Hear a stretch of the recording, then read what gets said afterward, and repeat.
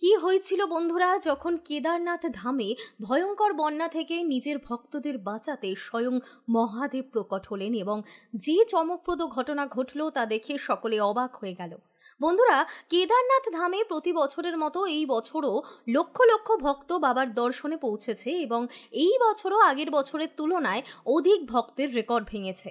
কিন্তু প্রতি বছর কেদারনাথ ধামে বিপর্যয় লেগেই থাকে এবং এই বছরও কেদারনাথ ধামে ভয়ঙ্কর বিপর্যয় ও ভীষণ প্রাণহানি ঘটেছে। সবচেয়ে আগে 15ই জুন সকালে এক হেলিকপ্টার দুর্ঘটনা ঘটে, যাতে প্রায় 7 জন যাত্রীর মৃত্যু হয়।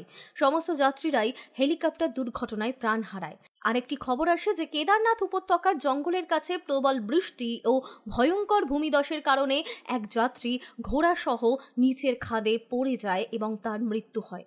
কিন্তু এই সবের মাঝখানে এক বিশাল চমৎকার ঘটনা দেখা গেছে বন্ধুরা। এই অলৌকিক ঘটনা আপনাদেরকেও অবাক করে দেবে। বন্ধুরা, এগোনোর আগে ভিডিওটি লাইক করে চ্যানেলটি সাবস্ক্রাইব করে দিন।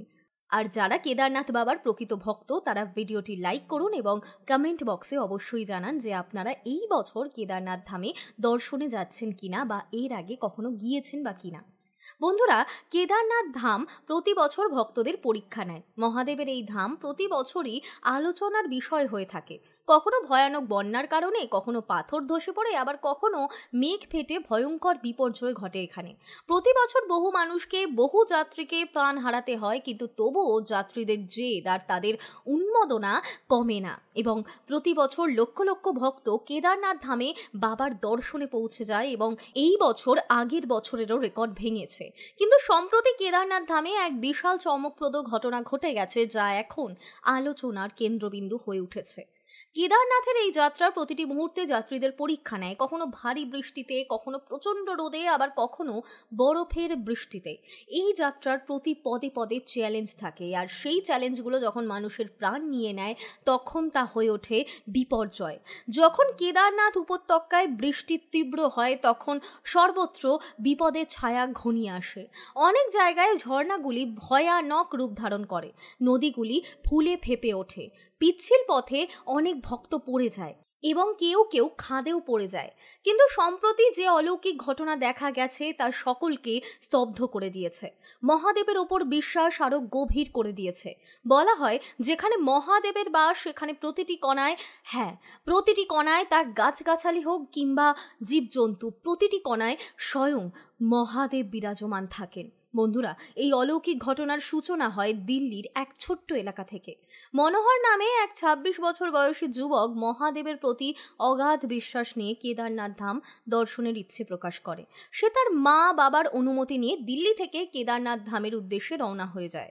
মনোহরের বিয়ে হচ্ছিল না। মনোহরের বিশ্বাস ছিল যে কেদারনাথ বাবার দর্শন করলে খুব তাড়াতাড়ি তার বিয়ে হয়ে যাবে। এই আশাতেই মনোহর একাই কেদারনাথ ধামের উদ্দেশ্যে রওনা দিয়েছিল।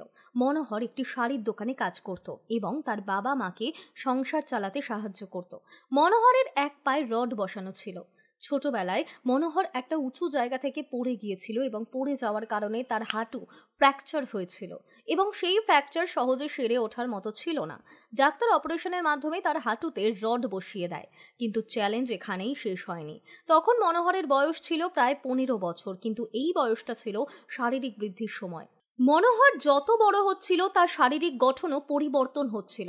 এমন অবস্থায় মনোহরকে আবার প্রায় 3 বার অপারেশন করাতে হয়েছিল এবং তার হাঁটুতে বসানো রড পরিবর্তন করতে হয়েছিল। মনোহর হরিদ্বারে পৌঁছে প্রথমে গঙ্গা মায়ের দর্শন করে এবং গঙ্গা মায়ের জলে স্নান করে। বিশ্বাস করা হয় যে গঙ্গা মায়ের জলে স্নান করেই কেদারনাথ বাবার যাত্রা শুরু করা উচিত। মনোহরের মনে একটি ভয় ছিল, আর সেই ভয় ছিল তার হাঁটুতে বসানো রড নিয়ে। মনোহর ঘোড়া বা খচ্চরের সাহায্য নিতে চাইছিল না।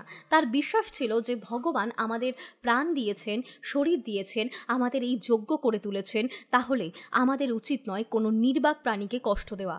আমাদের নিজের শক্তি অনুযায়ী জীবনযাপন করা উচিত। মনোহর হরিদ্বার থেকে বাস ধরে সোনপ্রয়াগের উদ্দেশ্যে রওনা দেয়। কিন্তু সেদিন আবহাওয়া খারাপ ছিল। সাধারণ দিনের তুলনায় সেদিন কেদারনাথ উপত্যকায় এবং কেদারনাথের যাত্রাপথে ঘন্টার পর ঘন্টা ধরে বৃষ্টি হচ্ছিল এবং সেই বৃষ্টি ভয়ঙ্কর রূপ নিচ্ছিল। বাসে করে মনোহর সোনপ্রয়াগে পৌঁছে যায়। তখন প্রায় রাত হয়ে গিয়েছিল। মনোহর সোনপ্রয়াগেই একটি ধর্মশালায় ঘর নেয় এবং সেখানেই খাওয়া দাওয়া করে বিশ্রাম নেয়। সকালে তাড়াতাড়ি উঠে কেদারনাথ ধামে যাত্রার জন্য বের হতে হতো। সকাল প্রায় ৫টা নাগাদ মনোহর তার হোটেলের ঘর থেকে বেরিয়ে পড়ে এবং সকাল ৬টায় কেদারনাথ ধামের যাত্রা গৌরীকুণ্ড থেকে শুরু করে দেয়। যখন মনোহর কেদারনাথের চড়াই পথে উঠছিল তখন তার মনে ছিল একটা প্রবল উৎসাহ, অনেক উন্মাদনা ছিল। মনে হচ্ছিল যেন মহাদেব তার সঙ্গে রয়েছেন, মহাদেব যেন তাকে সঙ্গ দিয়েছেন। পায়ে রড বসানো ছিল, তবুও মনোহর যথেষ্ট চটপটে আর ফুরফুরে মনোভাব নিয়ে তার যাত্রা চালিয়ে যাচ্ছিল। কিন্তু বৃষ্টিও ক্রমাগত বেড়ে চলছিল। বৃষ্টি থামার কোনো লক্ষণই ছিল না এবং এটাই তার পথে প্রধান বাধা হয়ে দাঁড়াচ্ছিল। কেদারনাথ যাত্রাপথে বিভিন্ন জায়গায় পাথর পড়ছিল। মনোহরের মনেও ভয় ছিল যে কোনো পাথরের টুকরো এসে তার ওপরে না পড়ে। মনে মনেই মহাদেবের নাম জপতে জপতে মনোহর এগিয়ে চলছিল।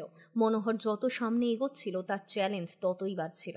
যেমন তেমন করে মনোহর জঙ্গল চট্টি পৌঁছতে চলেছিল, কিন্তু এখন তার সামনে একটা বিশাল বিপদ ঘনিয়ে আসছিল। বৃষ্টি ধীরে ধীরে ভয়ানক রূপ নিচ্ছিল।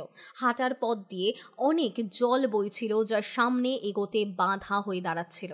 একদিকে খাদ, অন্যদিকে পাহাড়, আর ওপর থেকে পাথর পড়ার আশঙ্কা। প্রতিটি পদে পদে বিপদের ছায়া, আর মনে শুধুই মহাদেবের নাম।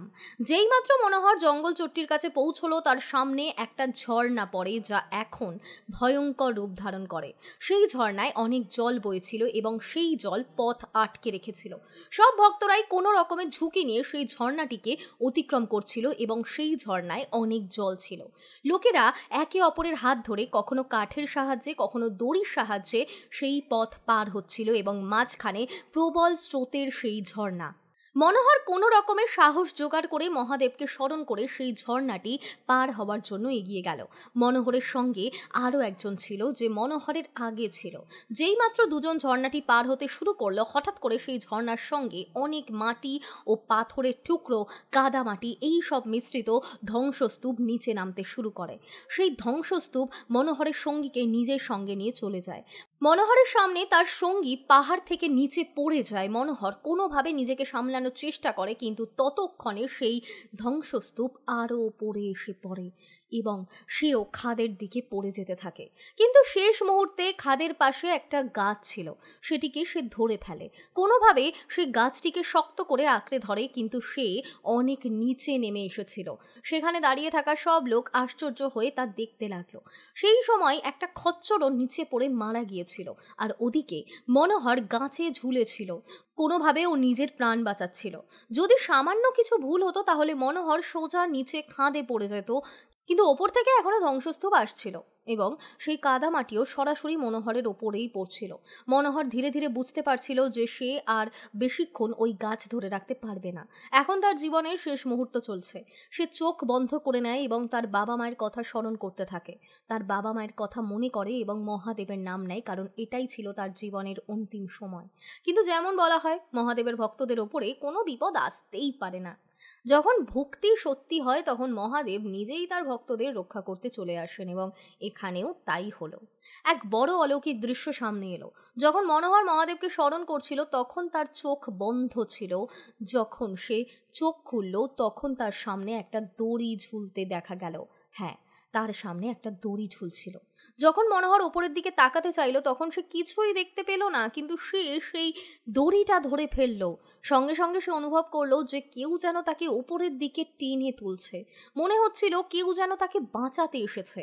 ধীরে ধীরে মনোহর ওপর দিকে উঠতে লাগলো এবং যখন সে ওপরে উঠল তখন সে যা দেখলো তাতে সে অবাক হয়ে গেল। ভয়ানক ধ্বংসস্তূপের মাঝে ভয়ঙ্কর ঝর্ণার জলে এক সাধু দাঁড়িয়েছিলেন।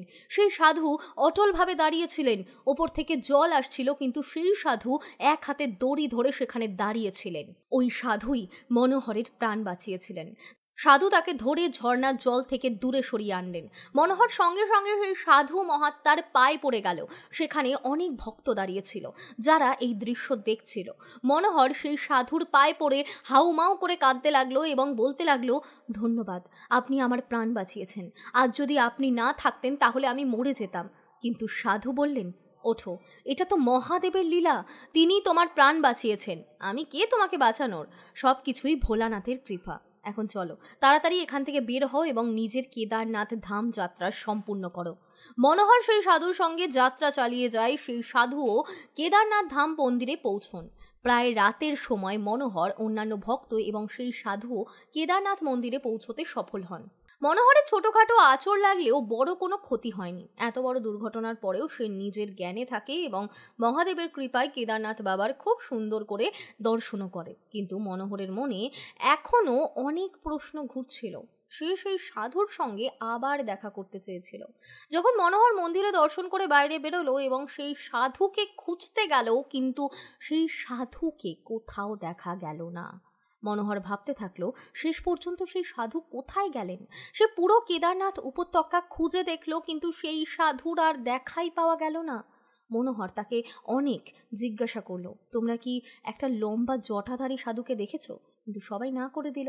কিন্তু সেই সাধু তো আসলে মহাদেবেরই রূপ ছিল, যিনি সময় মতো এসে মনোহরের প্রাণ বাঁচিয়ে আবার অদৃশ্য হয়ে গিয়েছিলেন। মনোহর বুঝে গিয়েছিল যে এ তো বাবা কেদারনাথেরই লীলা এবং বাবা কেদারনাথই মনোহরের প্রাণ রক্ষা করেছেন।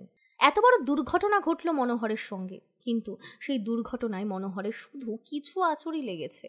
এটা সত্য যে যখন অনুভব খাঁটি হয়, যখন মনে কারোর প্রতি কোনো পাপ থাকে না, যখন ভক্তি ও শ্রদ্ধা সৎ হয়, তখন মহাদেব নিজেই ভক্তদের রক্ষা করতে আসেন। কিন্তু বন্ধুরা, কেদারনাথ ধাম প্রতিক্ষণে পরীক্ষা নিচ্ছে। প্রতি বছরের মতো এবছরও কেদারনাথ ধামে প্রাণহানির ঘটনা ঘটেছে, কিন্তু ক্রমবর্ধমান ভিড় আমাদের কাছে একটি প্রশ্নও রাখছে। কেদারনাথ ধামে এত বেশি ভিড় হওয়া কি সত্যি ঠিক? কেদারনাথ ধামে আসা লাখ লাখ মানুষ কি সত্যি মহাদেবের ভক্ত? এই লাখ লাখ মানুষ কি সত্যি কেদারনাথ ধামের দর্শন করতে চায়? এইসব লোকের মনে কি সত্যি বাবা কেদারনাথের প্রতি ভক্তি আছে? এই প্রশ্নগুলো স্বাভাবিকভাবে উঠেই আসে, কারণ আপনি যখন কেদারনাথ যাবেন তখন এমন অনেক হৃদয় বিতরক দৃশ্য দেখতে পাবেন।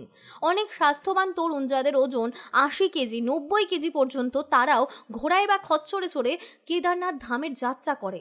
অনেকে রিল তোলে, কেউ কেউ ভিডিও তোলে, কেউ কেউ আবার পিকনিক করতে বা ট্রেকিংয়ের জন্য কেদারনাথ ধামে যায়। কেদারনাথ ধামে অনেকে ভিআইপি পাস নিয়ে দর্শন করে। সেখানে থাকা পুরোহিতেরা, কর্মকর্তারাও টাকার লোভে লোকেদের ভিআইপি দর্শনের সুযোগ দেয়। যারা ভিআইপি তাদের সর্বোচ্চ সুযোগ সুবিধা দেওয়া হয়, গাড়ি পাঠিয়ে তাদের আনা হয়। বন্ধুরা, জীবজন্তুদের ওপরেও অত্যাচার হচ্ছে কেদারনাথ ধাম উপত্যকায়। খরচোদ্দের মারা হয়, তাদের নেশা করিয়ে কাজ করানো হয়। এই সমস্ত ঘটনা কেদারনাথ উপত্যকায় প্রতি বছর ঘটে চলেছে। আর আপনারা তো জানেননি, আমাদের দেবাদিদেব মহাদেব হলেন পশুপতিনাথ, অর্থাৎ পশুদের স্বামী। আর সেই উপত্যকাতেই যেখানে বাবা কেদারনাথের বাস, সেখানেই জীবজন্তুদের ওপরে অত্যাচার করা হচ্ছে, এইসব দুর্নীতি চলছে। সেখানে থাকা পুরোহিতেরাও এমন ভুল করছে। তাহলে বাবা কেদারনাথ কি রাগান্বিত হবেন না? তার ক্রোধ কি আসবে না? অবশ্যই আসবে। কেদারনাথ ধাম এমন একটি স্থান যেখানে স্বয়ং শিব স্বর্গের খোঁজে এসেছিলেন। কেদারনাথ উপত্যকায় এসে তিনি তপস্যা করতেন। এটি একটি শান্তির স্থান, এটি একটি প্রশান্তির আশ্রয়। কিন্তু আজ কেদারনাথ উপত্যকা আর শান্তির আশ্রয় নেই। সেখানে লাখ লাখ লোক রিল তৈরি করছে, দর্শনের অজুহাতে ঘুরতে যাচ্ছে, বড় বড় হোটেল তৈরি হচ্ছে। সেই যাত্রাকে এখন আর যাত্রা বলা চলে না। এটা যাত্রা নয়, বরং লোকেদের ঘুরতে যাওয়ার একটি জায়গায় পরিণত হয়েছে।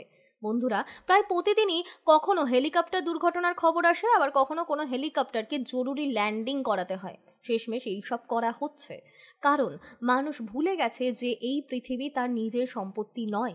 মানুষকে বুঝতে হবে যে আমাদের এই পৃথিবীতে অত্যাচার করার অধিকার নেই। বন্ধুরা, যদি আমাদের এই গল্পটি ভালো লেগে থাকে তবে আমাদের ইউটিউব চ্যানেলটি সাবস্ক্রাইব করতে এবং ভিডিওটিতে লাইক দিতে ভুলবেন না। আগামী দিন আরও একটি নতুন এবং আকর্ষণীয় গল্প নিয়ে ফিরে আসবো। ধন্যবাদ। জয় হিন্দ, জয় ভারত।